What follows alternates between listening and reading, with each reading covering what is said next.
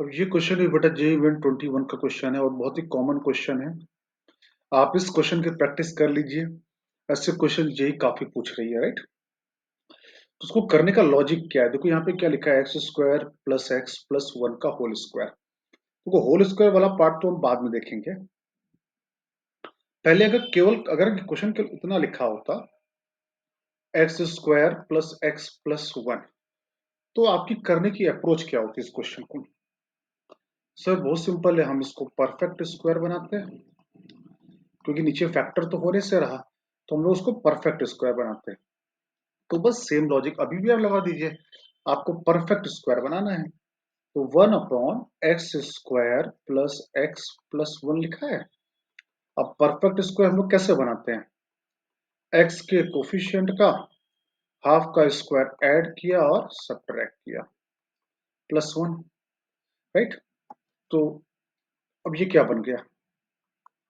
ये बन गया one upon x plus one by two का होल स्क्वायर प्लस √3/2 का होल स्क्वायर। ये आपका क्वेश्चन बन गया। इसका इंटीग्रेशन लगा था, इंटीग्रेशन लगा दो, पूरे का होल स्क्वायर था, पूरे का होल स्क्वायर कर दो, यहाँ dx लिख दो। करेक्ट। अब इसको देखकर, मतलब आप देखो ना, आपका फॉर्मेट कुछ ऐसा लिखा है, ए स्क्वायर प्लस √3/2 का होल स्क्वायर। तो आपको क्या क्लिक करना चाहिए? देखो अगर आपने x प्लस 1/2 को t मान लिया, लेट अज्यूम x प्लस 1/2 बराबर t, तो dx बराबर क्या आ गया? dt आ गया। तो क्वेश्चन को पूरा क्वेश्चन t से रिप्लेस कर दो, dt, राइट? dt यहाँ कितना आ गया? t स्क्वायर प्लस √3/2 का होल स्क्वायर का होल स्क्वायर। आई होप यहाँ तक बात सब कुछ समझ में आ गई होगी। आई होप क्लियर है।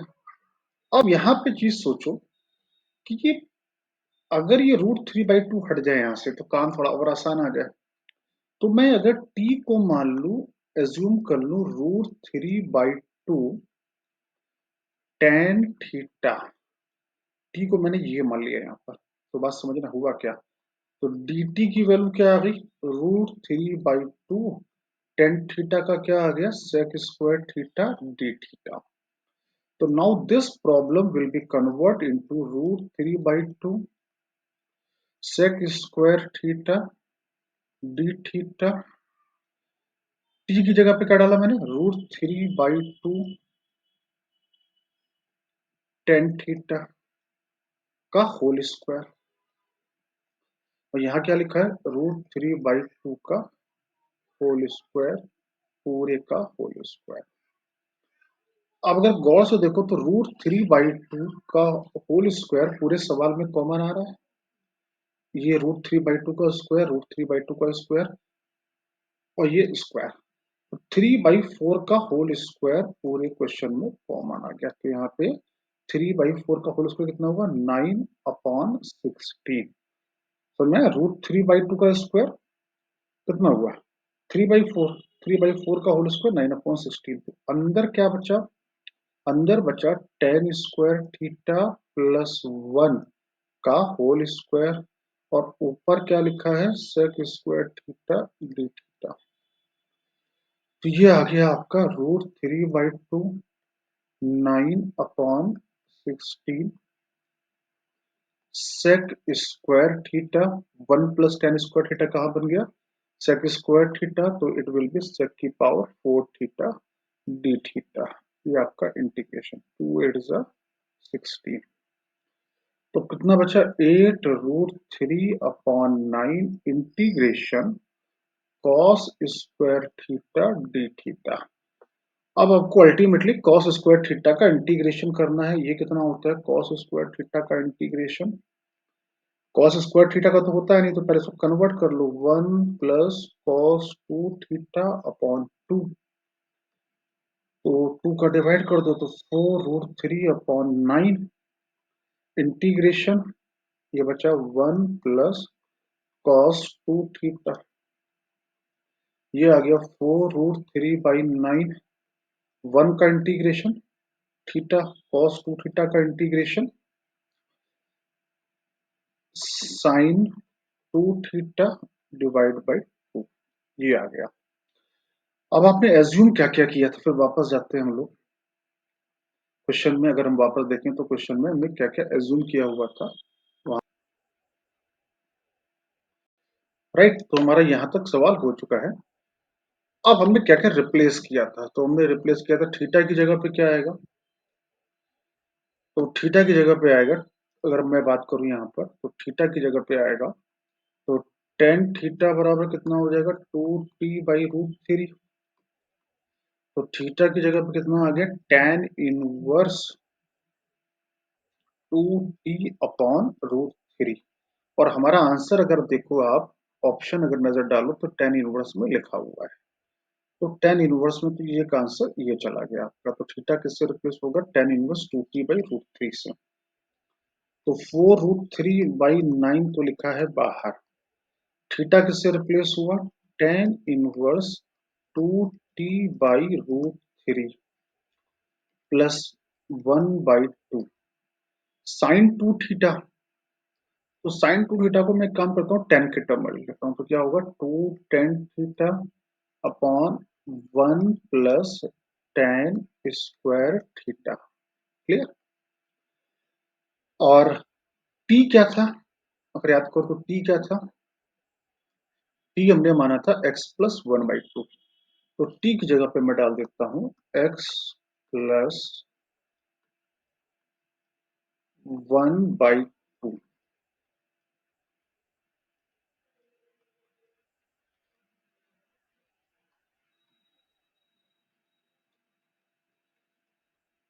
2 से ये 2 कैंसिल हो गया, तो क्या बचा टेन थीटा। और टेन थीटा बराबर क्या था, 2t/√3।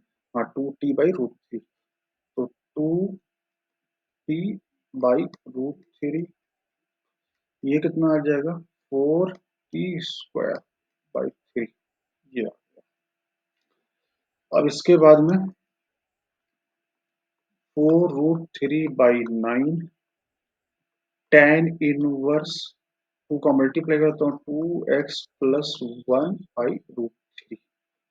फिर 4√3/9 का मल्टीप्लाई यहाँ कर देता हूँ, तो 2t/√3, और नीचे आ गया 3+4t² अपॉन 3।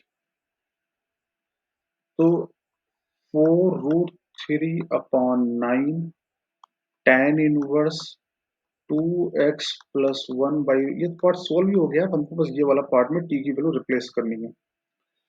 तो 4√3/3, 4 टू जब इसे यहाँ 8 हो जाएगा, 4 टू 8 हो जाएगा, और इंटू 1/√3। तो √3 से √3 कैंसिल हो गया। तो ये कितना बचा, t/3 + 4t²। तो ये बच्चा आपका 8/3, और टी की वैल्यू क्या थी, x+1/2, x+1/2 का होल स्क्वायर। तो थोड़ा और सिंप्लीफाई करना पड़ेगा, तो 8/3 एलसीएम लिया। आंसर किस फॉर्मेट में दिया है, एक बार आंसर पे नजर डाल लेते हैं। आंसर का फॉर्मेट क्या है, 2x+1, इस फॉर्मेट में है ऑप्शन। तो इसको थोड़ा उसी फॉर्मेट में लिख लेते हैं। ये आया 2x+1/2 आएगा, और यहाँ पे आएगा 3+4 x², 1/4, फिर ये बचा x। अभी ये बाई 2 यहाँ पे लिखा हुआ है, तो ये बचा 8/3, 2x+1/2, 3+4 x², 4 इंटू 1/4, 1 आ गया, +4x, ये आ गया। ठीक है, क्लियर है। तो ये बच्चा जाके आपका 4/3, 2x+1 4x² plus 4x+4, 4 common आ गया ऊपर नीचे से, तो वो बचा 1/3 2x+1 upon x² plus x+1।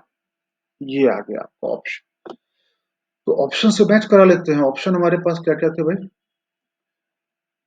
8 है और ये, तो ए और बी की वैल्यू फॉर्मेट सेम आ गया है, तो आपको ए और बी की वैल्यू बतानी है। तो ए और बी कहाँ है? तो आपका ये ए क्या था? ये आपका आ गया ए,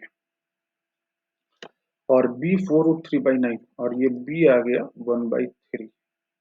करेक्ट। और आपको अल्टीमेटली अब पूछा क्या गया है आपसे?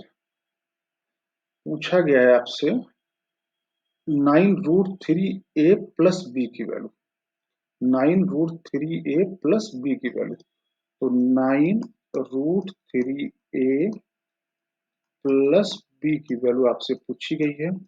√3a, ए की वैल्यू कितनी है? 4√3/9, और बी की वैल्यू कितनी है? बी आपने निकाला 1/3, बी डाल दो 1/3, तो 9 4/3 1/3, ये आ गया आपका 45/3, आंसर इज 15। लेंदी क्वेश्चन है, पेपर में टाइम लगेगा सॉल्व करने में। एक कॉन्सेप्ट क्लियर होना चाहिए कि इस क्वेश्चन को जब भी ऐसा मिले आपको, तो इस क्वेश्चन को आपको अप्रोच कैसे करना है, ये बात आपको समझ में आनी चाहिए।